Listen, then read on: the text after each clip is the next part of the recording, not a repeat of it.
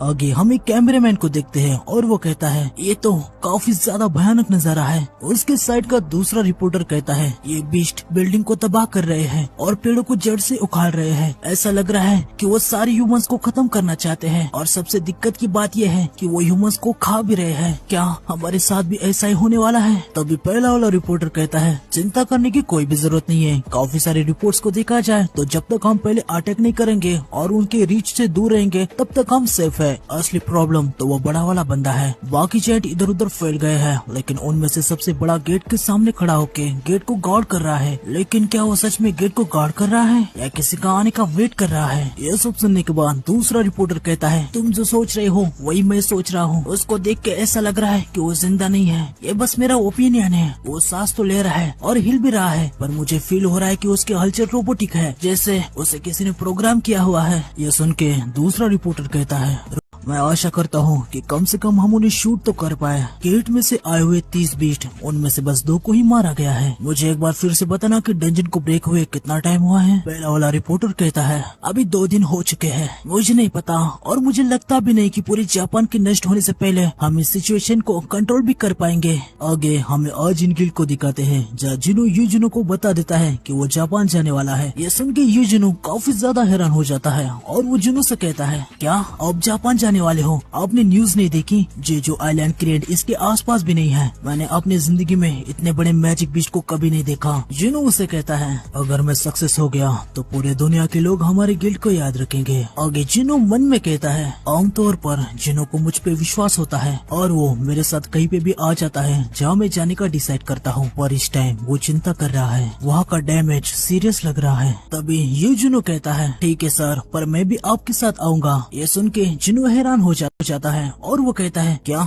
तुम ये क्या बात कर रहे हो? यूजुनो जिनो को बताता है red gate accident, Jeju island की रेड और हाल ही के डबल डंजन का इंसिडेंट। आपको पता है इन सारे इवेंट में क्या कॉमन है? जिनो उसे कहता है मुझे नहीं पता। यूजुनो एक फाइल को दिखाता है और रोते हुए कहता है वो ये है कि मैं कहीं पे भी नहीं दिखाऊं सर, बस एक ही चीज है जो मैं गर्व के साथ दिखाना चाहता हूँ और वो ये है कि मैं आपकी साइड में हूँ। ये कहते हुए मुझे शर्म तो आ रही है पर आपने मुझे डिंगी मारने का हक दिया है सर। ये सब सुन के जिनो उससे कहता है मुझे एक बड़े बिजनेसमैन के बेटे से ये सुनने की उम्मीद नहीं थी। यूजुनो कहता है आप जा जाओगे, मैं भी आपके साथ आना चाहता हूँ, प्लीज मुझे भी आपके साथ ले चलिए। जिनो उससे कहता है बस 1 सेकंड पहले तुमने मुझे जाने से मना किया था, तुम्हें याद तो है ना कि मैंने कहाँ जाने की बात की थी? यूजुनो कहता है मुझे आप पे विश्वास है सर, आप जब तक है तब तक मैं सेफ हूँ। ये सुन के अपना जिनो थोड़ा सा हैरान सा हो जाता है। फिर वो वहाँ से उठ के जाने लगता है और वो यूजुनो से कहता है मैं बस तुम ऐसे ही मजाक कर रहा था, अब ऐसे टाइम पे मैं जापान क्यों जाऊंगा? यूजुनो काफी ज्यादा हैरान हो जाता है। वो जिनो से कहता है सर क्या आप सच में नहीं जा रहे हैं? जिनो उससे कहता है तुमने आज काफी अच्छा काम किया है, अब तुम घर जा सकते हो। यूजिनो जिनो को रोकने की कोशिश तो करता है पर जिनो वहाँ से निकल जाता है। आगे रास्ते में जिनो अपने मन में कहता है मैं सिर्फ अपने शैडोज को यूज नहीं कर सकता,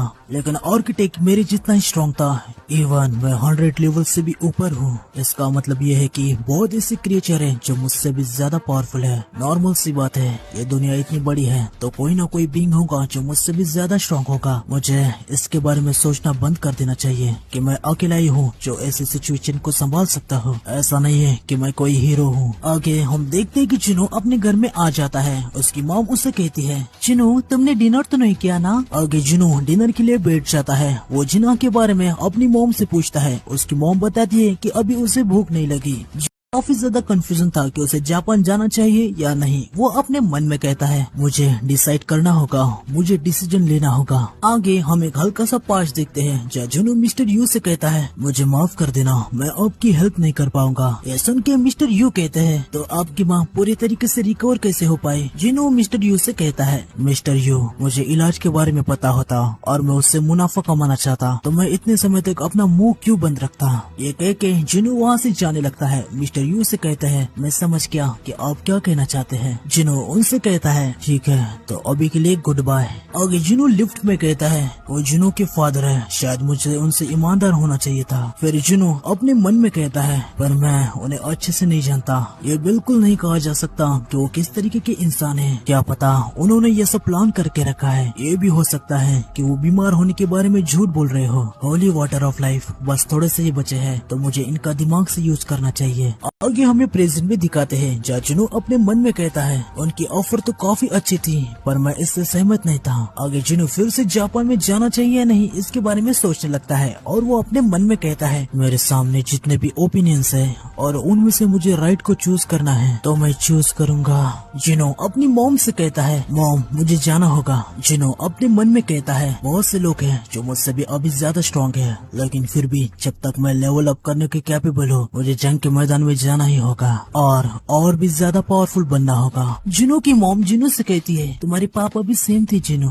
जैसे ही उन्हें फायर का इमरजेंसी कॉल आता था वो खाने के बीच में से उठ के जाते थे। डिनर के बाद मैं तुम्हारी पैकिंग करने में हेल्प करूंगी। जिन्हा ये सारी बातें सुन लेती है। ये सब सुन के उसे बिल्कुल भी अच्छा नहीं लग रहा होता है। आगे जिनो जिन्हा के रूम में आ जाता है और उसे कहता है जिन्हा क्या तुम सो रहे हो। जिन्हा उसे कहती है हाँ। जिनो उसे कहता है क्या मैं एक सेकंड के लिए तुमसे बात कर सकता हूँ। जिन्हा उसे कहती है मुझे सोना है। जिनो जिन्हा के पास जाके बैठ जाता है। पहले वो अपने मन में कहता है मैं बात को कहाँ से शुरू करूँ। आगे जिनो जिन्हा से कहता है मैं हाल ही में लगभग मर ही गया था। ये सुन के जिन्हा कुछ भी रिस्पॉन्ड नहीं करती। जिनो उसे काफी नर्वस होके कहता है रुको ऐसी बात नहीं है। मेरे डेथ के बहुत से सारे अनुभव है लेकिन इस बार मुझे सच में लगा था कि मैं मर जाऊंगा। वो काफी ज्यादा खतरनाक सिचुएशन थी। किसी तरीके से मैं जिंदा वापस आने में कामयाब रह पाया और जब भी मैं घर में वापस आता हूँ मुझे बहुत अच्छा महसूस होता है। आगे जिनो जिन्हा के सिर पे हाथ रख के उसे कहता है मैं इस बार भी वापस आऊंगा। इतने साल तक मुझे ना रोकने के लिए तुम्हारा शुक्रिया। ये सब सुन के जिन्हा रोने लगती है और वो जिनो से कहती है तुमने मेरी बात अनसुनी कर दी होती। जिनो उससे कहता है हाँ मैं वापस आऊंगा। जिनो अपने एंड सोल्जर्स को बुलाता है और जिन्हा से कहता है चिंता मत करो चाहे मैं कितना भी दूर क्यों ना हूँ मैं तुम्हें हमेशा प्रोटेक्ट करूंगा। आगे हमें अगले दिन का सीन दिखाते हैं जहाँ अर्जुन गिल्ड के सामने काफी सारी प्रेस आ जाती है। मिस्टर गो जिनो के जापान जाने के बारे में प्रेस को बता देते हैं और जिनो भी अपना स्पीच देने के बाद जापान के लिए जाने के लिए तैयार हो जाता है। यो जिनो बैग उठाने का काम करता है। आगे हमें जापान में दिखाते हैं जहाँ मिलिट्री जितने हो सकते हैं उतने लोगों को रेस्क्यू कर रही थी। वहाँ पे काफी सारे घायल लोग भी थे। आगे एक मिलिट्री सोल्जर दो बुजुर्गों से कहता है ट्रक के अंदर घायल पेशेंट के लिए जगह नहीं है, अभी हम और 3 या 4 लोगों को ही ले सकते हैं। बूढ़ा आदमी सोल्जर से कहता है ये तो बेतु की बात है, वह 10 से भी ज्यादा पेशेंट हैं जो हिल तक नहीं सकते। सोल्जर उनसे कहता है अभी जो जल्द ही मरने वाले हैं उनके बारे में चिंता करने का समय नहीं है, जायंट्स इधर ही आ रहे हैं, अगर आप रुके तो आप भी मारे जाओगे। बूढ़ा आदमी कहता है फिर भी हम उन्हें ऐसे ही नहीं छोड़ सकते, मैंने और मेरे वाइफ ने वादा किया है कि हम उनके साथ आखिर तक रहेंगे। सोल्जर उनसे कहता है ठीक है मैं भी यहीं पे रुकूंगा, सिविलियंस यहाँ पर है ये जानते हुए मैं यहाँ से नहीं भाग सकता। लेकिन तभी वहाँ पे जायंट आ जाता है। सारे मिलिट्री वाले उसमें फायर करना शुरू कर देते हैं लेकिन उस जायंट पे कोई भी असर नहीं हो रहा होता। जायंट इन पे हमला कर देता है। वो मिलिट्री ऑफिसर उन बुजुर्गों को बचाने लगता है। जायंट हमला करने वाला था पर वहाँ पे जिनो का शैडो जिमा अपने वेपन से जायंट पे हमला कर देता है जिससे जायंट गिर जाता है। सोल्जर काफी ज्यादा हैरान हो जाता है, उसे कुछ भी पता नहीं था कि आखिर यहाँ पे हुआ क्या है। वो जिमा को देखते हुए कहता है ये क्या है। तभी हम देखते हैं कि जिनो वहाँ पे आ जाता है और वो ये जिनो से कहता है ये जायंट्स खतरनाक है, हमें किसी और जगह पे जाना चाहिए, हॉस्पिटल काफी पास ही है। ऑफिसर को कुछ भी समझने आ रहा होता कि जिनो क्या बात कर रहा है क्योंकि जिनो कोरिया में बात कर रहा था। तभी बिल्डिंग में से एक बड़ा सा पत्थर नीचे गिरने लगता है और नीचे वही बुढ़ा आदमी होता है। ये जिनो अपने शील्ड से उस बुढ़े आदमी और उसके वाइफ को बचा लेता है। आगे वो जिनो से कहता है मैं यहीं रुकूंगा और इन लोगों को बाहर निकालूंगा। जिनो उसे ठीक है कहता है। आगे जिमा अपने वेपन से एक और जायंट को स्टैब कर देता है। जिनो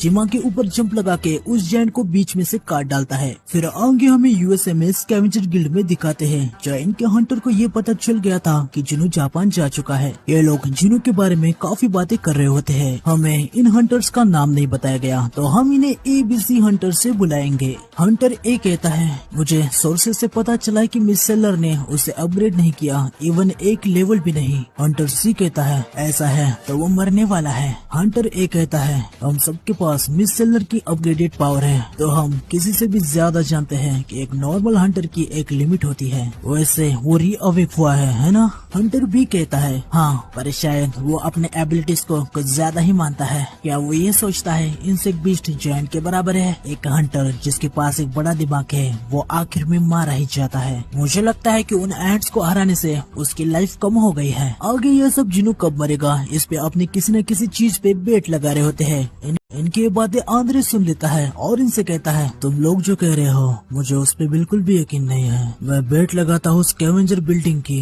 कि वो सरवाइव कर लेगा, और मैं तुम सभी को सुझाव देता हूँ कि तुम्हें हमारे पीछे जो यस रैंक का गेट ओपन हुआ है उस पे ध्यान दो। मुझे नहीं पता कि कल के डंजन ब्रेक के बाद तुम में से यहाँ पे कितने रहोगे। ये सुन के हंटर बी से माइंड में बात करता है और वो उससे कहता है, मैं तुम्हें बता रहा हूँ उसको मूड खराब करने का हुनर है। हंटर बी कहता है, छोड़ा यार, उसे इग्नोर करो, वो हमेशा से ही ऐसा ही है। आगे आंद्रे कहता है, अभी जापान मजेदार जगह लग रही है। फिर वो अपने पास के यस रैंक गेट को देखते हुए कहता है, हालांकि कल हमारे लिए खुद पार्टी आने वाली है। आगे हम फिर जापान में देखते हैं जहाँ तबाही मची हुई थी। फिर हमें उन्हीं कैमरामैन को दिखाया जाता है जो कि काफी ज्यादा शौक होते हैं। वो कहते हैं, सभी जन जो ये घर से देख रहे हैं, ऐसे यकीन करना बहुत ही ज्यादा मुश्किल हो रहा है। संगजुनु के समन किए हुए बीस्ट जायंट को खत्म कर रहे हैं। इतना ही नहीं, वो जायंट को जिंदा खा रहे हैं। आगे हम एक बच्ची को देखते हैं जिसके पीछे जायंट लग जाता है। जायंट बच्ची को पकड़ने ही वाला था, तभी इग्रिस अपने स्वॉर्ड से उस जायंट का हाथ काट डालता है और बच्ची को बचा लेता है। उसके बाद पीछे से आयरन भी उस जायंट पे हमला कर देता है।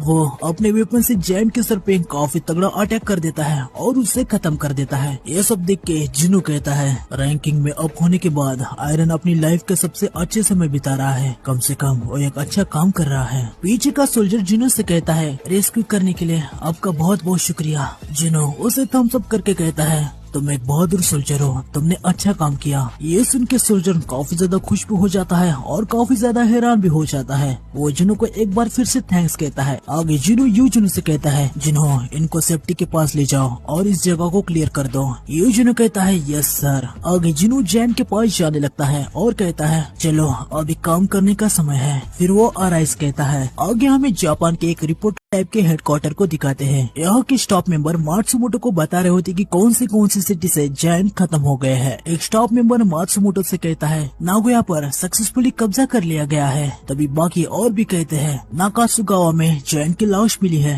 शिजुओका को भी वापस पा लिया गया है और साथ ही नागानो और टाकायामा को भी। ये सुन के मात्सुमोटो बहुत ही ज्यादा हैरान हो जाता है और वो कहता है, ये कैसे पॉसिबल हो सकता है। गोतो ने सही कहा था जब मैंने उसे पहली बार एयरपोर्ट में देखा था। मैं अपनी जिंदगी में काफी सारे अनगिनत हंटर से मिला हूँ, लेकिन उसके जैसा कोई भी पावरफुल नहीं है। हम थोड़ा सा फ्लैशबैक का सीन दिखाते हैं जहाँ मात्सुमोटो जिनो से कहता है, आपसे मिलके अच्छा लगा मिस्टर सम। हम इमरजेंसी सिचुएशन में हैं, तो सीधा मुद्दे की बात करने के लिए हमें माफ कीजिए। जायंट्स यहाँ पर ही आ रहे हैं, तो प्लीज ओसाका में अपने डिफेंस पे फोकस कीजिए। जिनो का इंटरप्रेटर ये जिनो का सब कुछ बता देता है। आगे मात्सुमोटो मन में कहता है, ये कितना भी ज्यादा स्ट्रॉन्ग क्यों ना हो, पर अकेला सारे जायंट को नहीं हरा सकता। इसलिए जब तक वो उनसे निपटता है, मुझे दूसरे देशों के साथ बातचीत कर लेनी चाहिए। जिनो ओसाका में डिफेंस से मना कर देता है। ये सुन के मात्सुमोटो के साथ बाकी के सारे एजेंट भी बहुत ही ज्यादा हैरान हो जाते हैं। मात्सुमोटो जिनो से कहता है, तो आप क्या करने का प्लान कर रहे हैं। मात्सुमोटो जिनो के इरादे समझ जाता है और वो मन में कहता है, नहीं ये नहीं हो सकता।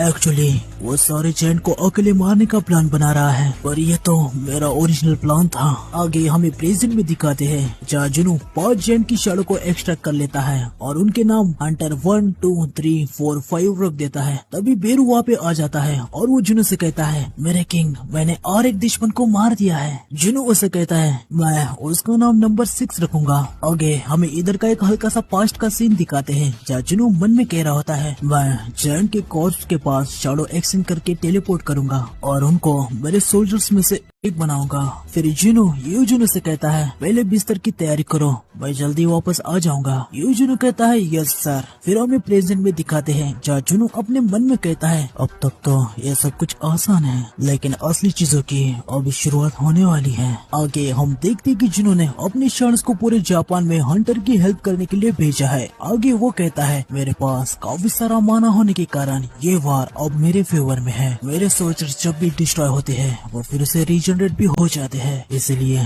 थके हुए जेंट्स का उनके सामने कोई भी मुकाबला नहीं है। लेकिन प्रॉब्लम की बात यह है कि एस रैंक की गेट की वजह से जापान में कई सारे गेट डिवीजन ब्रेक हो चुके हैं। लो रैंक के बीस्ट ने सिटीज पे कब्जा करना शुरू कर दिया है। इसलिए लोगों को बाहर निकालना और बीस्ट को रोकना, ये दोनों काम एक ही समय पे किए जाने लगे हैं। आगे हमें डंजन ब्रेक के 7वीं रात को दिखाते हैं, जहाँ यूजुनो और जिनो रास्ते पे चल रहे होते हैं। हर तरफ बस तबाही मची हुई थी। आगे चलते हुए वो वहाँ पे पहुँच जाते हैं जहाँ से इस सब की शुरुआत हुई थी। यूजुनो कहता है सब कुछ तबाह हो गया है सर। जिनो उसे कहता है मुझे इसके बारे में बताओ। तभी वहाँ पे हानिकावा आ जाती है। वो जिनो से कहती है हेलो मिस्टर संग। जिनो से कहता है हेलो मिस्टर हानिकावा, यहाँ पे और हंटर्स नहीं है राइट? हानिकावा कहती है करेक्ट, या टोक्यो में मेरे अलावा कोई भी हंटर नहीं है। इस समय टोक्यो में जो डैमेज हुआ है उसके बारे में हम सोच तक नहीं सकते। जायंट यहाँ से स्पॉन हुए थे और दूसरे रीजन में फैल गए। आपको मिलकर टोटल 16 हंटर को तैनात किया गया है। 6 जापान से, 2 चाइना से, 2 इंडिया से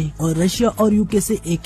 और उसके बाद वो सभी 6 ग्रुप्स में फैल गए। आपको तो पता ही होगा, रशिया से यूरी और लॉफ, फैंटम गिल्ड से हंजवा कोकी और कनाडा से होइले, ये सब मारे गए हैं। जायंट को मारना ए रैंक गेट को क्लियर करने से मुश्किल है, ये साबित हो चुका है, क्योंकि जायंट की संख्या आगे बढ़ने लगती है। ये सब सुनने के बाद जिनो मन में कहता है अगर एस रैंक के हंटर मारे गए हैं तो ए रैंक के और दूसरे लो लेवल के हंटर तो पक्के मारे गए होंगे। आगे हानिकावा कहती है टोटल में 31 जायंट्स अपेयर हुए थे और उनमें से एक चाइना के समुद्रों को क्रॉस कर रहा है। हमारे पास इतना मैन पावर नहीं है कि हम सारे जापान के जायंट्स को हरा पाए, लेकिन शुक्र है कि आपकी वजह से ज्यादातर जायंट खत्म हो चुके हैं। अब आपकी शाडो के साथ दूसरे हंटर बचे हुए जायंट्स को खत्म कर रहे हैं। ये सब सुनने के बाद जिनो मेन जायंट को देखते हुए कहता है ठीक है, तो अब मुझे लगता है वो बस आखिरी बंदा बाकी है। जिनो यहाँ की तबाही को देखते अचानक से हैरान सा हो जाता है। वो अपने मन में कहता है मुझे ये जगह जानी पहचानी सी क्यों लग रही है, मैंने ऐसा नजारा कहीं तो देखा है। हाँ, ये सिटी में आग तो नहीं लगी, लेकिन ये जो तबाही है ये डीमन कासल की तरह ही है। अगर सिस्टम मुझे डीमन कासल का हिंट दे रहा है तो आर्किटेक्ट क्या कहने की कोशिश कर रहा है? आर्किटेक्ट तो पहले से मर चुका है, तब से उसने मुझसे कुछ भी कांटेक्ट नहीं किया। इसका मतलब ये है कि उसकी वो फिजिकल बॉडी रियल थी। भले ही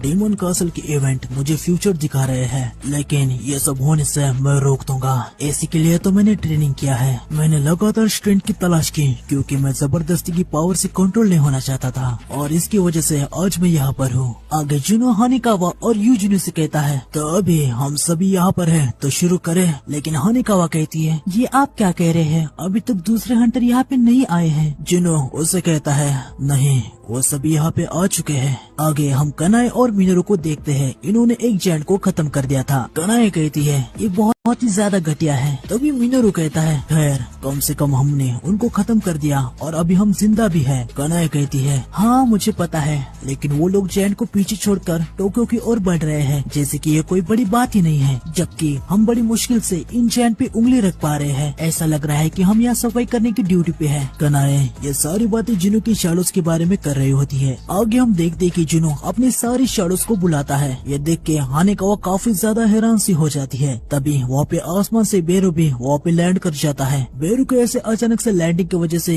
यूजिनो और हानिकावा काफी ज्यादा ही हैरान से हो जाते हैं। जिनो सभी से कहता है तो तुम सभी यहाँ पे आ गए, तुम सभी ने अच्छा काम किया। आगे जिनो यूजिनो से कहता है जिनो हानिकावा को यहाँ से दूर लेके जाओ। यूजिनो कहता है यस सर। आगे वो हानिकावा को लेके वहाँ से निकल जाता है। जिनो नीचे के और एक जायंट की शैडो को एक्सट्रैक्ट करता है और बाद में सारी शैडो सोल्जर्स को मेन वाले जायंट बॉस पे हमला करने को कहता है। आगे बहुत सारी